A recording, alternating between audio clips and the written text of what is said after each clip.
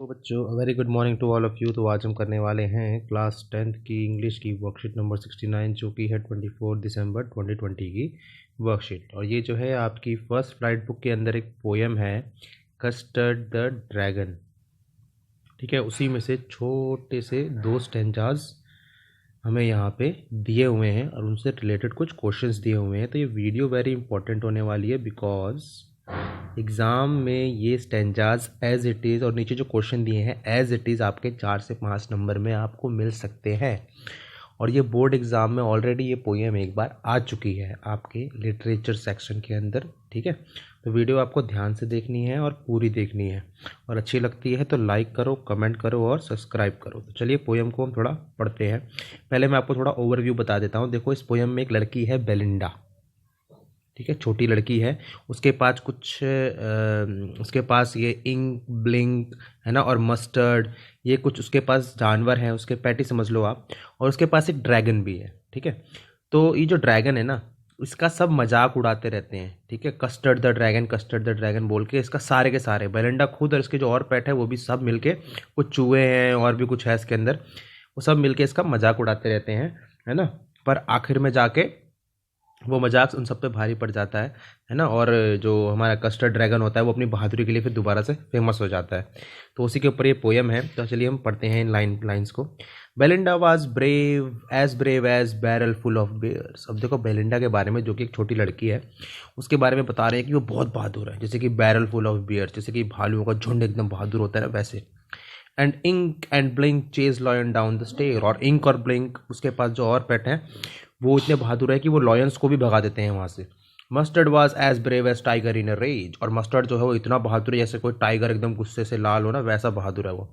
But Custard cried for a nice safe cage. But जो Custard dragon है वो हमेशा एक केज के लिए, एक पिंजरे के लिए रोता रहता है कि मुझे पिंजरे में डाल दो, मुझे पिंजरे में डाल दो, है ना, नहीं तो मुझे लोग नुकसान पहुंचा देंगे, ये सब।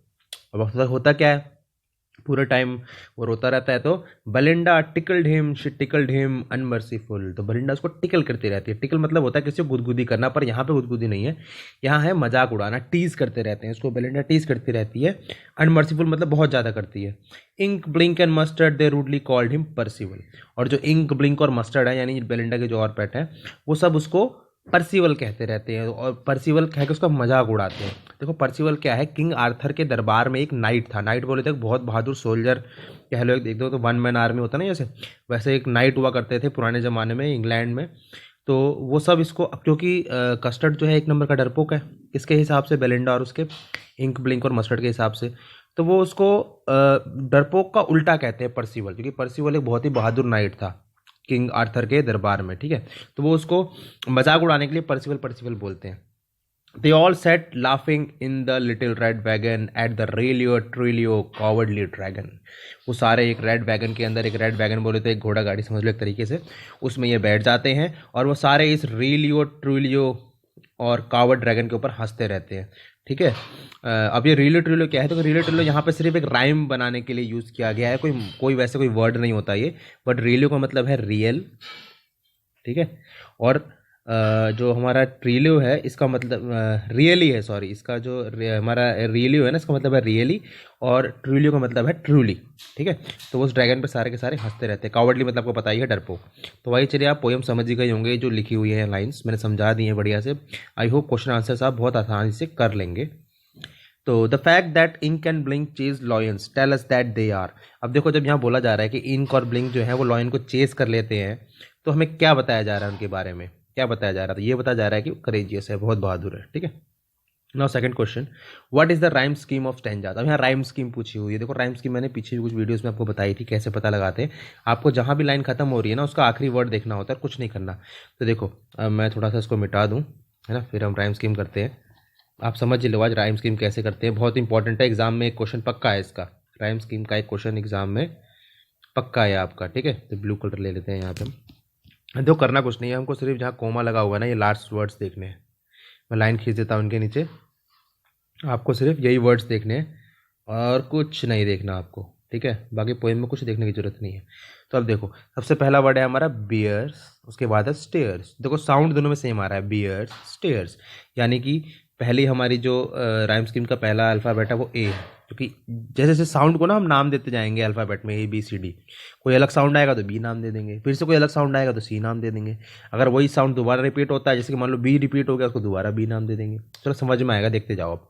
तो ये वाले हमारे हो गए, ठीक है, बियर्ड्स और स्टेयर्स। अब देखो रेज और केज, तो क्या ये बियर्ड्स और स्टेयर्स से मैच कर रहे हैं? नहीं कर रहे। रेज और केज एक नया साउंड निकाल रहे हैं, तो हम इसको बी नाम दे देते हैं, ठीक है। अब देखते हैं अनमर्सीफुल और परसीवल, ठीक है। देखो फुल वल ये भी साउंड कर रहे हैं, बट ना तो रेज का साउंड है, ना केज का साउंड है, ना स्टेयर्स का, ना बियर्ड्स का, नहीं अलग ही साउंड आ रहा है, तो उसको सी नाम दे देते हैं। अब आखिरी में है वैगन ड्रैगन। अब देखो ये साउंड भी अलग ही है, ना परसीवल, ना अनमर्सीफुल, केज, रेज, स्टेयर्स, बियर्ड्स, किसी से भी मैच नहीं कर रहा, इसको डी नाम देते हैं, ठीक है। और अगर मान लो ये हमारा बियर्ड स्टेयर्स दोबारा कहीं रिपीट होता, आगे पोयम में कोई लाइन दी होती, दोबारा हम लोग इसके आगे ए लिख देते, ठीक है। बट फिलहाल नहीं है, तो हम यहाँ कुछ नहीं लिखेंगे। तो यानी हमारी राइम स्कीम क्या बनी? A B C D. तो उसमें देखेंगे ए बी सी डी कहाँ है, ये रही, A B C D, A B C D, ठीक है। आई होप समझ गए होंगे। अब आते हैं थर्ड पे, what is Custard not likely to say. देखो कस्टर्ड क्या से वो नहीं कहेगा, ऐसा सोचा जा रहा था कि वो बिल्कुल भी नहीं कहेगा ऐसा, तो ये कहता आई हैव द पावर, ये तो बिल्कुल भी नहीं कहता वो, ठीक है, क्योंकि केज के लिए रोता रहता था। Now fourth, the stanza bring out the characteristic of. अब ये स्टैंजा किस किस के कैरेक्टरिस्टिक बताता है हमें? तो देखो इंक के भी बताता है, मिल्क के भी बताता है, मस्टर्ड के भी बताता है, कस्टर्ड के भी बताता है, ठीक है। एक तरीके से देखा जाए तो एनिमल्स एंड गर्ल्स ये ज़्यादा बेटर रहेगा, तो हम ऊपर वाले को मिटा देते हैं, क्योंकि इसके पास जो एनिमल्स है पेट है उनका, और गर्ल जो है ना उसका भी बताती है वो, ठीक है, बेलिंडा। अब आते हैं फिफ्थ के ऊपर, the phrase barrel full of bears. इसका मतलब क्या हुआ? ये फ्रेज है एक, बैरल फुल ऑफ बेयर्स। देखो फ्रेज इसलिए क्योंकि इसके अंदर वर्ब नहीं है, वर्ब होता तो ये क्लॉज हो जाता, ठीक है। टेल अस बेलिंडा इज, तो barrel full of bears Belinda के बारे में क्या बताता है कि वो क्या है? वो ब्रेव है, ठीक है, बहुत बहादुर है। तो यहाँ हमारी वर्कशीट ख़त्म होती है। और आपको कोरोना से बचना है तो पता ही है आपको, 6 फीट की दूरी बनाए, मास्क पहने, हाथ धोएं, and that's all for today. Have a nice day.